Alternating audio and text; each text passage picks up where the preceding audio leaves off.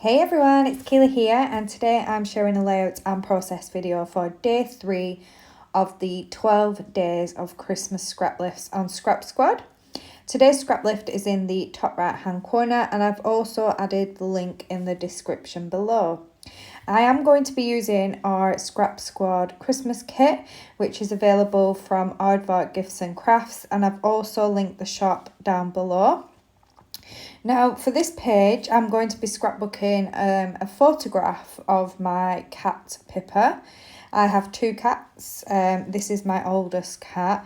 And I got this really cute photo of her last year. Now where our Christmas tree is, it's right next to where the kitchen door is. Because you can walk from my living room into the kitchen. And she was actually sat waiting to go into the kitchen. But she was sat right next to the Christmas tree, so obviously I had to get a photo of her first, and then obviously I let her into the kitchen. So what I've done is I've cut down a strip of paper. I used this same pattern paper yesterday, so it was a scrap of the paper. I'm going to try and use scraps before I cut into any more full sheets. And I've cut it into triangles, and then I tore the edges of those. I've distressed the edges and now I've stuck them down. I was considering adding another layer in like on the original layout, but it just didn't work for me and I was quite happy with just the 2 triangles. I did cut some cut files on my silhouette, and these are stars. I can't remember where they're from. If I do figure it out, I'll add in the description below. But I'm just going to back the centres of them in some of this red dotty pattern paper. On the original layout, they'd used some snowflakes and also backed the centres as well. And it was a great way to bring in some extra colour because I had used just the green pattern paper. So I've just left in a little bit of me backing this so that you can see how I do it. Because there is a centerpiece to the snowflakes, I then save the outer piece and use it so I can jigsaw them together. And then it just makes it a little bit easier, and I think it just gives it a better finish. So I'm just going to stick the pattern paper on the back. I did draw around the outer piece, and so it was like a little bit bigger than the gap, and left just a tiny little border around the edge so that it was so I was able to attach it to the back of the cut file. So I'm just putting in the little inner piece, and then I'm going to glue down the center. And I really like how these turn out. Normally, I don't really back snowflakes, tend to just leave them white, but I just think this is a nice look and it's something a little bit different. And then I take that outer piece out, and then you can see the finished snowflake. So I didn't make you watch me back all 3, but I did the same thing with those as well. Now for this page, I did fiddle quite a bit again. I think it's because it's a new kit to me. I'm still trying to get familiar with what I have, and I do have tons and tons of embellishments because I did buy the add-ons as well. So it's a case of filtering through and figuring out what will work on this page. So that's what I'm doing at the moment. I'm just having a look through the die cuts to see if there's anything that I think may go onto this page. So I'm just separating those into 2 piles. And the things with like words and writing on, I'm reading before I decide whether or not they could make it on the page, because obviously I want them to make sense. I don't want to put something that wouldn't relate to the photo or the story. I'm pulling out the 12 by 12 sticker sheet here, and I'm having a rummage into my box at the side, pulling out some papers that are cut aparts, and the brads and the puffy stickers and the chipboard as well. And I've also got the cut apart tags here, which I'm going to pick one to use. And I think I'm going to go for this red one which says special delivery, and that's because she is sat underneath the tree, and I thought that would work really well. It doesn't actually make it onto the page, but at this moment I'm thinking it may go in my bottom cluster, because what I've done with the the lift, I've flipped the lift and then I've put my photo on the opposite side, just because of the direction that Pippa is looking. She's looking into the page now rather than looking off the page. And I just think that has a better look to it than, you know, the subject of your photo looking off the page. It's better that they look into the page. So I've got my sticker sheet here. At the moment, I mean, I should have done like one thing at a time. I've kind of got way too much going on my desk right now. I've got a pot there with die cuts in. I've got die cuts all over my desk. I've also got these snowflakes that aren't yet stuck down. I've got cut apart tags. I've got the sticker sheet to the side and the brads and the chipboard and everything. So my desk, I think I did get a little bit overwhelmed at this point. I've got so much going on my desk and I need to kind of filter them down now and start removing things so that I can get a better feel of what I'm creating. I am going to go for this die cut piece which says, "You will get a sentimental feeling when you hear voices singing," and then it says, "Let's be jolly."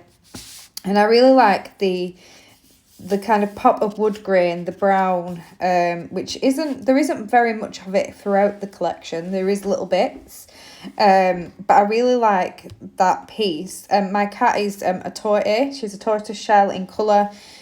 So bringing that little bit of brown down and around the page, I think works really, really well. I have got another one, which was from the sticker sheet, which says Holly Jolly, and I thought I was going to use it. It doesn't make it onto this page, but it is going to sit there for now until I switch it out. So yeah, I'm just trying things now, really. I'm just trying to get a feel of what I want on this page, what feels good to me and what looks right to me. I have got another, like, it's like a wall decoration down at the bottom, but that doesn't make it onto the layout either. I have switched that red tag out now and I've brought in another one, which is that wood grain, that dark wood grain, and it's got a lime green hole reinforcer, and I thought, well, that matches perfectly and it brings that kind of the wood grey brown up to the top of the page as well. I thought about maybe using this little mug with a candy cane. I do, again, switch that out. I'm just trying things, just trying to see what will work and what won't work. I am having a look at the chipboard here. After this video, actually, I do remove all the chipboard from the backing because it just kept falling out. So I've put it in now with my die cut pieces, just to stop them from, stop me from losing anything, because they did keep falling out and I was scared that I'd lose just one little piece and I'd need that one little piece. So they are all safely now in with my die cuts. Having a look at the Puffy stickers, and I'm going to bring in a little Puffy present at the bottom, which I think is really cute. She is sat under the tree and there is a few gifts under the tree from relatives, so I thought bringing in little gifts would work really well. I tried this, it's a chipboard piece from the Decorative Brads, which says Holly Jolly. That does make it on the layout, but it doesn't stay there. It will move shortly. Trying some of the Brads, none work just yet. I think I need to bring these in really at the end and not part way through when I'm still trying to figure things out. Trying out some more die cuts, seeing what will work. Nothing is stuck down yet apart from my pattern papers. So just laying everything out just to see what I think will look right. So I'm having a fiddle through some of the die cuts I pulled out at the beginning. I kind of pulled them all out, pulled a few pieces and then just left them on my desk. So yeah, just having to sort through those. Having another look at the lift. I think I was looking at the lift to see if I could get inspiration for what embellishments to bring in. They've got two very, very big embellishment clusters. So I was just seeing if there was anything in these embellishments that would work as well. Bringing in a Christmas tree, which I've tucked behind the die cuts at the bottom. I did bring a chipboard tree in, but it was a bit too chunky, so I switched it out for one of the flat stickers instead. Having a look at some word stickers. I'm going to bring this one, which is also in that wood grain, that dark wood grain, and it says "Be merry, be bright," and I thought that worked really well. another one here which says, I think it says do not peek, or not, yeah, do not peek. I switched that one out for calm and bright. So yeah, I'm kind of getting there now. We're kind of getting towards the end of fiddling with all these embellishments. I do bring in, I think, my little tub I've got on my desk, got a little ball on my desk full of Christmas embellishments that are from my stash. I'm determined to try and use some of them up, and I find these acrylic candy canes that came in one of my Bramble Fox orders, I think last year, maybe the beginning of this year, and I'd saved them and they worked perfectly on this layout. And I love how one faces in and one faces the other way. So I put one of those in each of my clusters, and I really love how they look. So these are, well, this is now how everything is going to go. It's just now a case of finishing touches, and I'm going to add some of my little silver gems from my stash.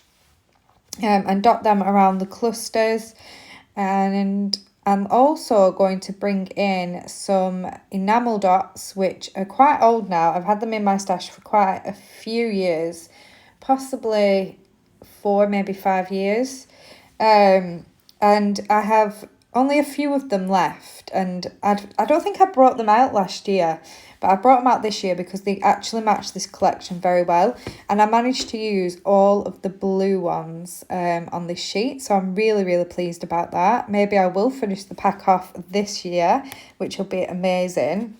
And they're just like little swirly sweets. I think that's what they're supposed to be. So I dot those around the clusters as well.